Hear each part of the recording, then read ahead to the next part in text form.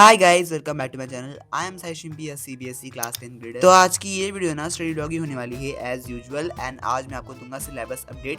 वैसे तो मैंने पिछली वीडियो में बाकी का सिलेबस अपडेट दे दिया है, पर आज और कुछ सिलेबस अपडेट देंगे बाकी। तो सबसे पहले ना आप मुझे पूछ रहे थे कि मैथ्स के लिए क्या करे, क्या प्रिपरेशन होनी चाहिए।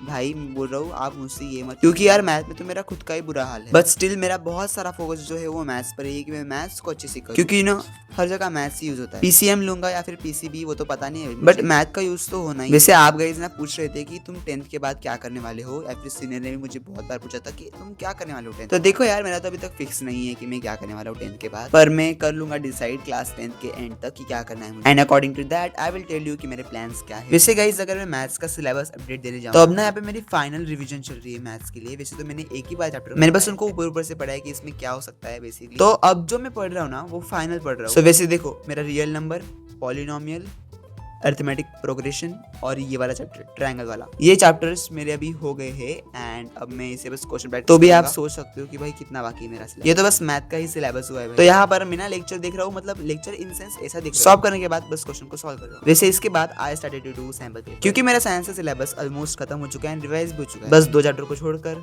तो यहाँ पे मैं सॉल्व कर रहा था पीडब्ल्यू के 15 सैंपल क्वेश्चन पेपर वाली बुक से। वैसे यार इस बुक में ना आपको 15 सैंपल पेपर्स में इजी, मीडियम एंड हार्ड तीनों लेवल के मिलते हैं। सो you can choose by your side कि तुम्हें कौन सा सॉल्व करना है, इजी या फिर मीडियम या फिर हार्ड। वैसे मैंने आज सोचा कि मैं सैंपल पेपर 2 सॉल्व करूं, क्योंकि जो पहला वाला सैंपल पेपर था ना उसको मैंने बहुत बार देख लिया है, तो इसे तो कुछ सेंस नहीं बनेगा तुमने पहले क्वेश्चन देख लिया फिर तुम उसे ही लिख रहे हो। तो मैंने सोचा कि थोड़ा न्यू ट्राई करते। वैसे ना गाइस इस बुक में आपको मिलेगा cheat sheet to revise each and every chapter of your syllabus. फिर उसके बाद आपको मिलता है 111 मोस्ट प्रोबेबल क्वेश्चन, जिनको एनालाइज करा गया है एंड देन सिलेक्ट करा गया है कि एग्जाम में आ सकते। तो सेम आपको हर चैप्टर के लिए बहुत सारे क्वेश्चन दिए गए हैं। तो वैसे बस मैं इसको भी सॉल्व कर रहा हूँ। तो अगर आपको इन सैंपल पेपर को पीडब्ल्यू से buy, so you can use the coupon code SHH150 for extra discount. And अगर आप Amazon से बाय करना चाहते हो तो लिंक मैंने डिस्क्रिप्शन में दी है, तो आप डिस्क्रिप्शन में देख सकते हो। वैसे अभी तक जितने मैंने सैंपल पेपर सॉल्व करे, मतलब एक ही करा है और ये अभी नेक्स्ट चल रहा है, तो मैंने इन्हें अभी तक टाइमर लगाकर सॉल्व नहीं करा है कभी, पर और एक सैंपल पेपर होने के बाद मैं टाइमर लगाकर करना स्टार्ट कर दूंगा, क्योंकि इससे मेरा टाइम मैनेजमेंट का प्रॉब्लम जो होगा वो सॉल्व हो जाएगा। वैसे ना मुझे साइंस के पेपर में टाइम मैनेज करने की जरूरत पड़ती नहीं है, क्योंकि देखो बायोलॉजी का जो सेक्शन होता है वो मेरा स्ट्रॉन्ग होता है और वो जल्दी भी हो जाता है। फिर इसके बाद मैं केमिस्ट्री में थोड़ा देर लगाता हूँ, फिर उसके बाद फिजिक्स में थोड़ा देर लगाता हूँ।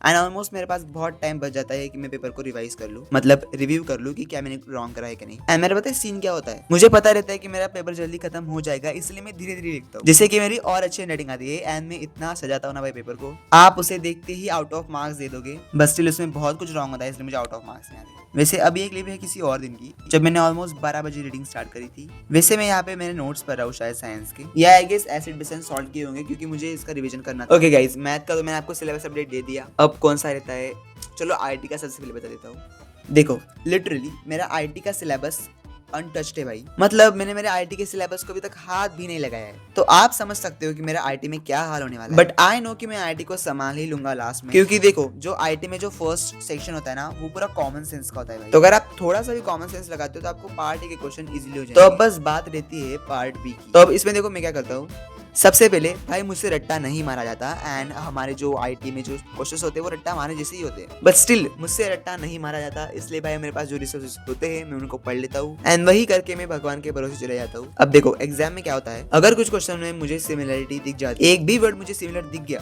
फिर उसके लिए भाई वो 2 मार्क्स का हो या 3 मार्क्स का हो या फिर 5 मार्क्स का हो, मैं पूरा लिख देता हूं। पर फिर देखो मार्क्स नहीं आते मुझे, पर ये डिपेंड करता है, क्योंकि मुझे बहुत बार ना अच्छे मार्क्स भी आए, पूरे मार्क्स भी आए। वैसे अब ना यहाँ पे मैं लेक्चर कर रहा था, यूट्यूब से ही कर रहा था शायद। तो अब मैं आपको दूंगा इंग्लिश का सिलेबस। इंग्लिश में अब तक मैंने कुछ भी स्टार्ट नहीं करा है। वैसे मैंने इंग्लिश की प्रिपरेशन स्टार्ट करी है 18 दिसंबर से। तो हाँ, आज की वीडियो के लिए इतना ही। अगर चैनल पर नए हो तो सब्सक्राइब जरूर कर देना, एंड अगर इंस्टाग्राम पर हो तो फॉलो भी करना।